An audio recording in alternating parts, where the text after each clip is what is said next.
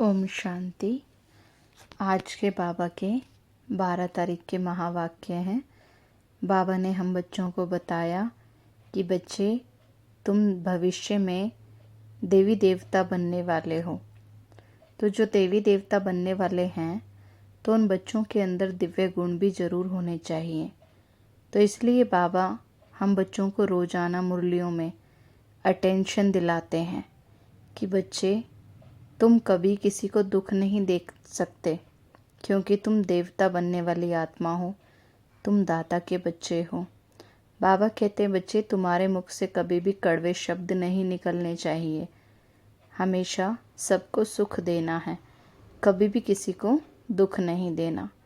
तो रोज़ाना बाबा हम बच्चों को मुरलियों के द्वारा कितना इशारा दे रहे हैं, क्योंकि अब समय भी कम रह गया है।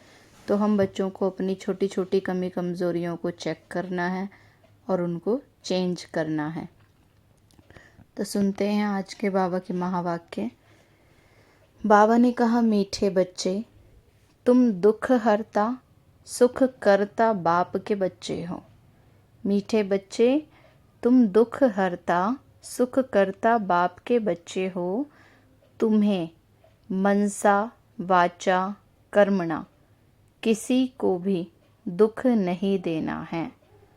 तुम्हें मनसा वाचा कर्मणा किसी को भी दुख नहीं देना है, सबको सुख दो। प्रश्न है, तुम बच्चे मनुष्य से देवता बनते हो। तुम बच्चे मनुष्य से देवता बनते हो, इसलिए तुम्हारी मुख्य धारणा क्या होनी चाहिए? उत्तर है, तुम्हारे मुख से जो भी बोल निकले वह एक एक बोल मनुष्यों को हीरे जैसा बना दे। बाबा कहते हैं ना कि बच्चे, तुम्हें किसी को भी डीमोटिवेट करने वाले वर्ड्स नहीं बोलने। ऐसा नहीं शब्द हो, हमारा कोई भी ऐसा शब्द नहीं होना चाहिए जिससे किसी को अंदर में दिल शिकस्त का भाव आए, जिससे कोई आत्मा हमारे शब्दों को सुन करके हिम्मत हार जाए। बाबा क्या कहते, बच्चे, तुम्हें दूसरी मनुष्य आत्माओं के अंदर उमंग उत्साह भरना है, हिम्मत लानी है, उनको सहयोग देना है, आगे बढ़ाने में उनकी मदद करनी है। तो इसलिए बाबा क्या कहते, बच्चे, तो तुम्हारे मुख से जो भी बोल निकले वो एक एक बोल मनुष्यों को हीरे जैसा बना दे। तुम्हें बहुत मीठा बनना है, सबको सुख देना है, किसी को भी दुख देने का ख्याल ना आए। तुम अभी ऐसी सतयुगी स्वर्ग की दुनिया में जाते हो जहाँ सदा सुख ही सुख है, दुख का नाम निशान नहीं। तो तुम्हें बाप की श्रीमत मिली है। बच्चे, बाप समान दुख हरता सुख करता बनो। तुम्हारा धंधा ही है सबके दुख हर कर सुख देना। गीत है, इस पाप की दुनिया से अब दूर कहीं ले चल। तो बाबा अब हमें कहाँ ले जाने आए हैं? सुख चैन की दुनिया में। वापस हम बच्चों को अपने घर ले जाते हैं, फिर सतयुग में हम बच्चे आते हैं। ओम शांति। बच्चों ने ये गीत सुना। बच्चे जानते हैं कि हम पुरुषार्थ करते हैं ऐसी दुनिया में जाने के लिए जहाँ एक तो माया नहीं होती है और कभी भी मनसा वाचा कर्मणा कोई को कोई भी दुख नहीं देते हैं, है ना। आजकल के समय में तो हम देखेंगे, देखो, मनुष्य एक दूसरे को दुख देने में देरी भी नहीं करते। इतने कड़वी शब्द बोलते हैं, कड़वी बातें करते हैं, बुराइयां करते हैं, ताने मारते हैं। बाबा क्या कहते हैं, बच्चे, सतयुग में तो ना कोई मन से, ना वाणी से, ना कर्म से कोई भी किसी को दुख नहीं देते। इसलिए उसका नाम ही है स्वर्ग, पैराडाइज, वैकुंठ। और बरोबर वहाँ के मालिक लक्ष्मी नारायण का चित्र भी दिखाते हैं। प्रजा का तो चित्र नहीं दिखाएंगे, लक्ष्मी नारायण का चित्र है, जिससे सिद्ध होता है कि उन्हों की राजधानी में जरूर ऐसे ही मनुष्य होंगे। भारत में ही तो ये स्वर्ग के मालिक थे। कौन? लक्ष्मी नारायण। जहाँ दुख का नाम निशान भी नहीं रहता। मनसा वाचा कर्मणा, कोई भी किसी को दुख नहीं देते। कहाँ? सतयुग में। बाप भी कभी किसी को दुख नहीं देते हैं। उनका तो नाम ही बाला है, दुख हरता सुख करता। वह बैठ तुम बच्चों को पढ़ाते हैं। इस दुनिया में सभी मनसा वाचा कर्मणा एक दो को दुख देने वाले हैं, और वहाँ मनसा वाचा कर्मणा सब सुख देने वाले हैं। परम पिता परमात्मा के सिवाय कोई भी स्वर्ग का मालिक बना ही नहीं सकता। बरोबर स्वर्ग था। यहाँ भी देखो साइंस से क्या क्या बनता रहता है। एरोप्लेन, मोटरें, महल आदि कैसे बन जाते हैं। वहाँ भी साइंस सारी काम में आती है। ऐसे नहीं जमीन से कोई वैकुंठ निकल आएगा। बाबा ने कहा वहाँ भी महल आदि सब बनेंगे, तो साइंस का आधार तो लेते हैं, लेकिन वहाँ साइंस कैसी होती है? शुद्ध होती है, टू मच में नहीं जाते हैं बहुत ज़्यादा। तो वहाँ भी साइंस सारी काम में आती है। ऐसे नहीं कि ज़मीन से कोई महल या वैकुंठ आदि निकल आएगा। जैसे कि दिखाते हैं कि द्वारका समुद्र के नीचे चली गई, जो समुद्र के नीचे जाएगी वह तो गल कर ख़त्म हो जाएगी। नए सिरे सब कुछ ही बनना है। तो बाप से जबकि हम बादशाही प्राप्त कर रहे हैं, तो मनसा वाचा कर्मणा किसके प्रति बुद्धि में दुख देने का ख्याल नहीं आना चाहिए। जब भगवान से हमें इतनी बड़ी प्राप्ति हो रही है, तो बाबा क्या कहते बच्चे, उसके लिए लक्षण भी तो धारण करने होंगे ना, अपने अंदर देवता जैसे गुण भी तो चाहिए। इसलिए बाबा कहते बच्चे, मन से, वाणी से, कर्म से किसी को भी दुख देने का ख्याल नहीं आना चाहिए। कई बच्चे सोचते हैं ना कि इन्होंने मेरे साथ ऐसा किया तो मैं भी इनके साथ ऐसा करूं। बदले की भावना ले आते हैं बच्चे अपने मन के अंदर। बाबा कहते बच्चे फिर तो तुम भी आसुरी कुल के हो गए, अगर दूसरों के गलत करने पर तुम भी गलत करते हो। बाबा कहते बच्चे तुम तो देवता बनने वाले बच्चे हो, तो कभी दुख देने का ख्याल भी नहीं आना चाहिए। भल यह तो है ही माया का राज्य। मनसा तूफान तो आएंगे, बाकी दिल में किसी को दुख देने का ख्याल भी नहीं आना चाहिए। इस समय सब एक दो को दुख ही देते रहते हैं, समझते सुख हैं, परंतु वह तो है दुख। बाप से सबको बेमुख करते हैं। यह भक्ति मार्ग भी ड्रामा में है। ड्रामा को कोई भी जानते ही नहीं। वह लोग समझते हैं कि हम ये शास्त्र आदि सुनाते हैं, ये भी ज्ञान देते हैं। जप तप आदि करने से मनुष्य मुक्ति, जीवन मुक्ति को पालेंगे। अनेक प्रकार के रास्ते बताते हैं। कहेंगे बहुत समय से भक्ति करते आए हैं, तब तो भगवान आया है। हम भी कहते हैं कि भक्ति का जब अंत होता है, तब भगवान को आना होता है, आकर भक्ति का फल देते हैं।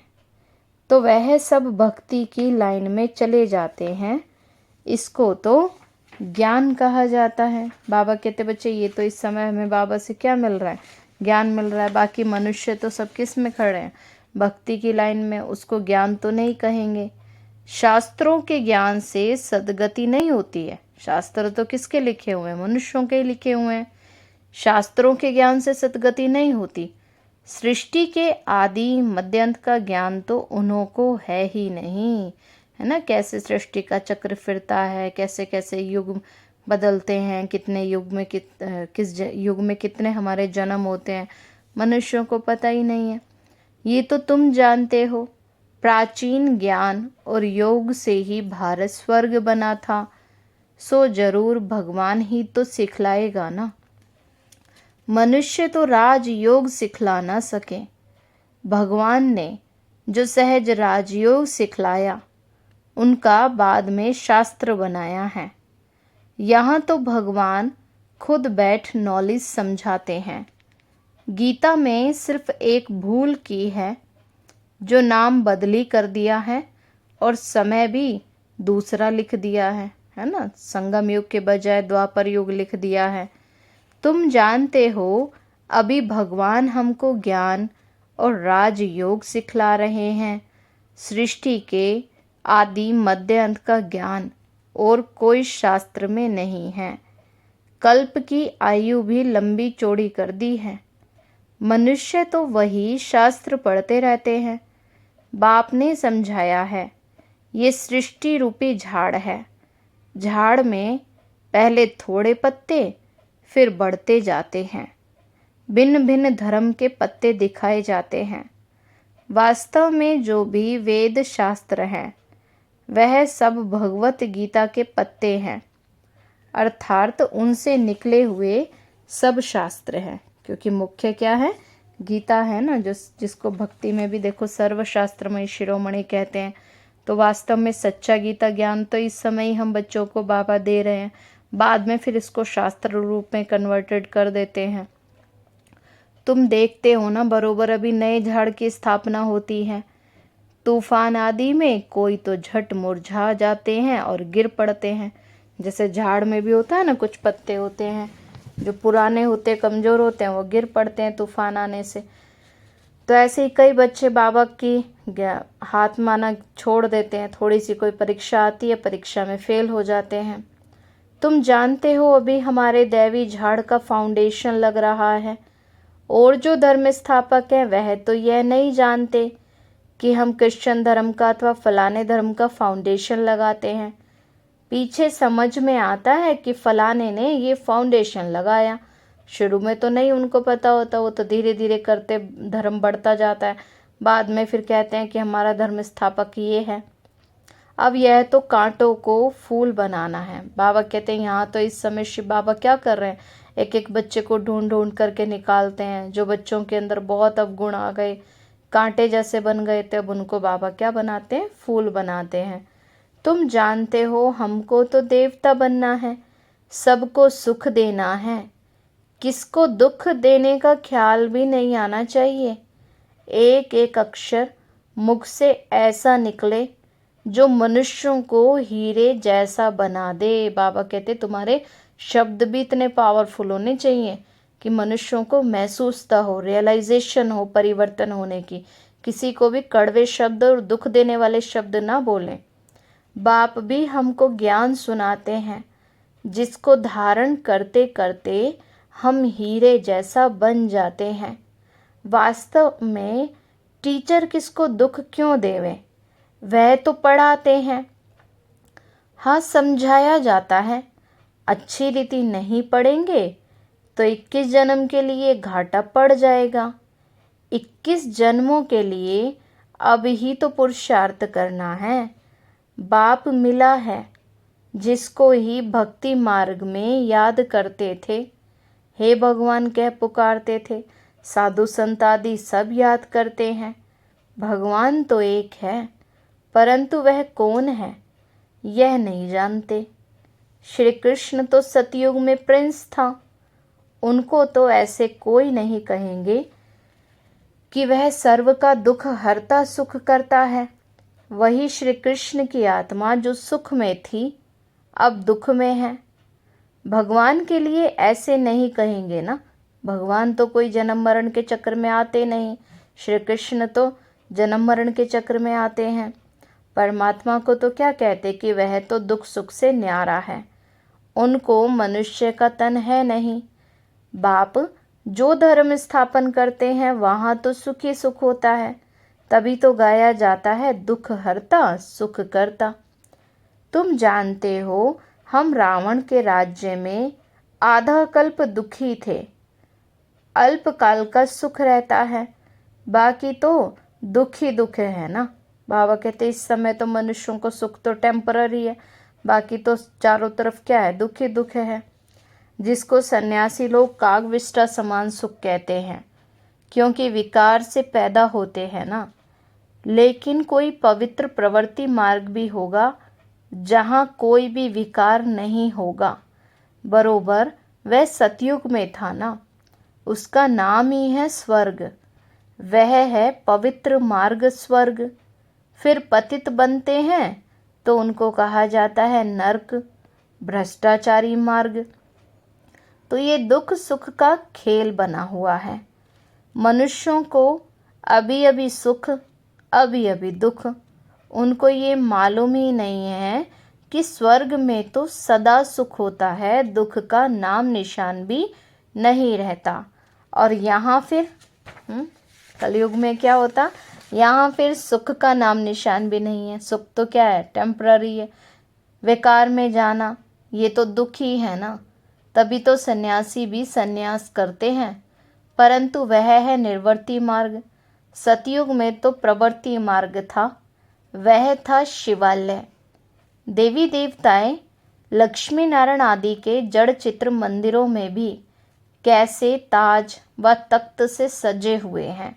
हम देखेंगे ना देवी देवताओं के, तो देखो मंदिरों में भी कितनी माना दिखाया जाता है, कितनी पवित्रता है, कितना नियम से सब पूजा पाठ करते हैं, कितना उनका सजा सजाया रूप दिखाया जाता है।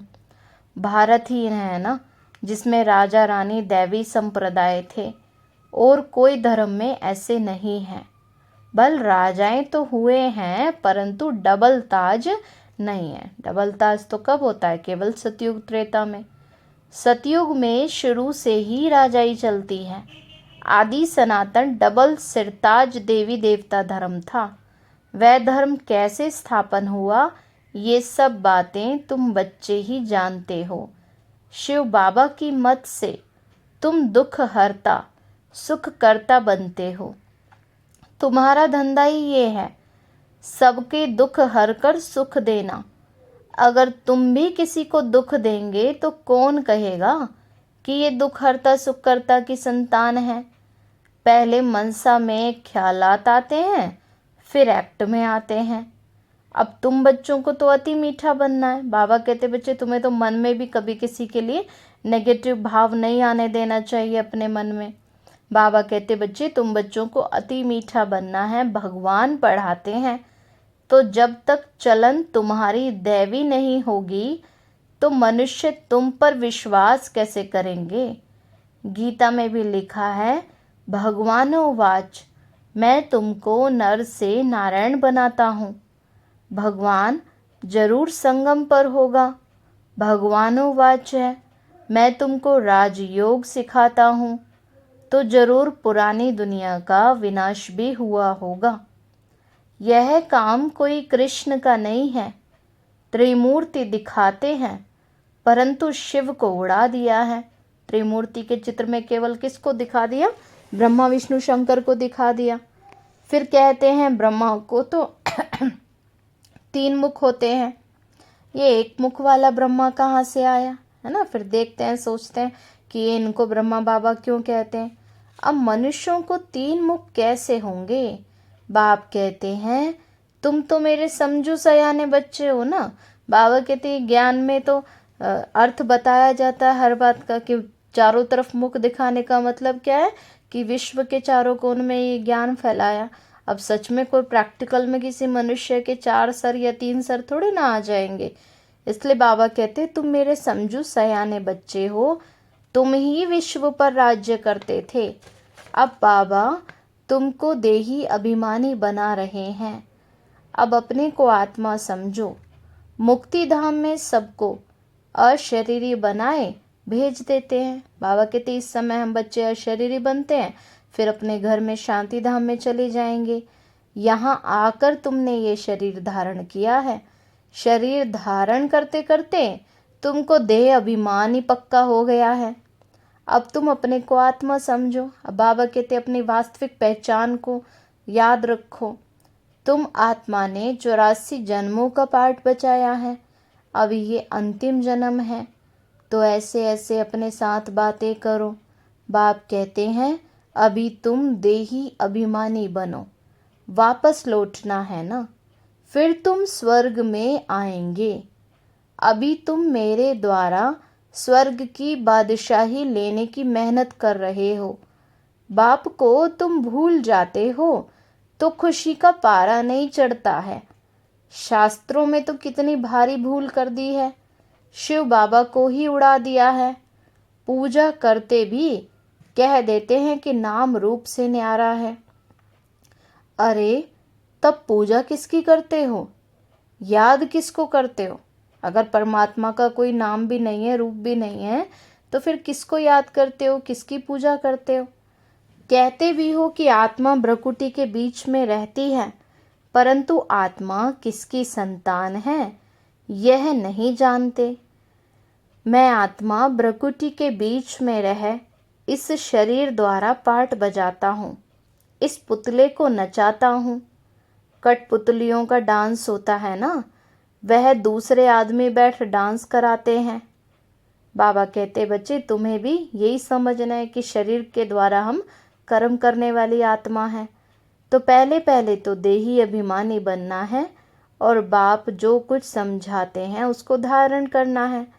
प्रदर्शनी में पहले पहले तो बाप का परिचय समझाना है कि यह सबका बाबा है, वह निराकार और दूसरा साकार प्रजापिता, दो बाबाएं हैं। तुम जानते हो लौकिक बाप भी है, पारलौकिक बाप भी है, वह हद का वह बेहद का। तो अब नई रचना रच रहे हैं हम, वर्षत शिव बाबा से लेते हैं। ऐसी ऐसी बातें अपने साथ करके पक्का कर देना है, देही अभिमानी बनना है। हम शिव बाबा के पास पढ़ने जाते हैं। परम पिता परमात्मा निराकार है, साकार है प्रजापिता ब्रह्मा। तुम हो प्रजापिता ब्रह्मा के मुख्य वंशावली ब्राह्मण। बाबा कहते बच्चे ऐसे ऐसे अपने आप को समझाना चाहिए। और अब तो ब्रह्मा बाबा भी देखो अव्यक्त रूप में सेवा कर रहे हैं, हमको ब्रह्मा ने अडॉप्ट किया है। तुम हो गई नई रचना ब्राह्मण, वह हैं पुराने जिस्मानी ब्राह्मण, वह तो जिस्मानी यात्रा कराते हैं, तुम रूहानी। तुम बच्चे अभी श्रेष्ठ बन रहे हो, ये है ही ईश्वरीय मिशन। भ्रष्टाचारी से श्रेष्ठाचारी बनने की मनुष्य तो बना ना सके। वास्तव में सच्ची सच्ची सदाचार समिति तो तुम्हारी है ना। बाबा कहते क्या है, सदाचार समिति है। तुम्हारा लीडर देखो कौन है। बाप कहते हैं मैं फिर से तुमको राजयोग सिखाने आया हूँ। ये वही संगम युग है। अभी मनुष्य से देवता बनाता हूँ। तुम जानते हो हम शूद्र से अभी ब्राह्मण बन रहे हैं। ब्राह्मणों की है चोटी, ब्रह्मा भी चोटी है। ब्रह्मा में जो प्रवेश करते हैं उनको इन आँखों से देख नहीं सकते, इनको शिव बाबा को। बाकी तो सबको देखते हैं, बुद्धि से जानते हैं। निराकार बाप हमको पढ़ाते हैं ना। ब्रह्मा को तो ब्राह्मण यहाँ चाहिए, सूक्ष्म वतन में तो हो ना सके। एडॉप्ट करते हैं व्यक्त ब्रह्मा, सो फिर अव्यक्त बनता है। ये बड़ी समझने की बातें हैं। पहले पहले लक्ष्य को समझ लिया, फिर भल कहाँ भी बैठ पढ़ सकते हैं। मुरली रोजाना सुननी पड़े, एक दिन भी मिस होने से बड़ा घाटा पड़ जाता है, क्योंकि पॉइंट्स बड़ी गुह्य हीरे रत्न निकलते हैं ना। कोई फर्स्ट क्लास रत्न निकला हो और मिस कर दिया तो घाटा पड़ जाए। रेगुलर स्टूडेंट बड़े एक्यूरेट होते हैं। अच्छी रीति पुरुषार्थ नहीं करेंगे तो ऊंच पद पा नहीं सकेंगे। यह तो बहुत ऊंची पढ़ाई है। सरस्वती को बैंजो और कृष्ण को मुरली दी है। वास्तव में कृष्ण को भूल से दे दी है तो ब्रह्मा। तुम जानते हो यह शिव बाबा का मुख है। कृष्ण का और सरस्वती का तो कोई भी कनेक्शन नहीं है, सारी मूंज कर दी है ना। अच्छा, मीठे मीठे सिकीलते बच्चों प्रति माता पिता बाप दादा का याद प्यार और गुड मॉर्निंग। रूहानी बाप की रूहानी बच्चों को नमस्ते। रूहानी हम बच्चों की रूहानी माता पिता बाप दादा को नमस्ते नमस्ते नमस्ते। बाबा नमस्ते। सदा रहें हंसते और हंसाते और बन जाएं फरिश्ते। शुक्रिया बाबा, शुक्रिया बाबा, शुक्रिया बाबा। धारणा के लिए मुख्य सार है, मैं आत्मा इस शरीर रूपी पुतले को नचा रही हूँ, मैं इससे अलग हूँ। ऐसा अभ्यास करते करते देही अभिमानी बनना है। सेकंड पॉइंट है, मुरली कभी भी मिस नहीं करनी है, रेगुलर बनना है। पढ़ाई में बहुत बहुत एक्यूरेट रहना है। वरदान बाबा ने दिया, माया और प्रकृति की हलचल से सदा सेफ रहने वाले, माया और प्रकृति की हलचल से सदा सेफ रहने वाले दिलाराम के दिल तख्त नशीन भव। सदा सेफ रहने का स्थान दिलाराम बाप का दिल तख्त है ना, तो कहाँ रहना है? बाबा के दिल तख्त पर बैठे रहो।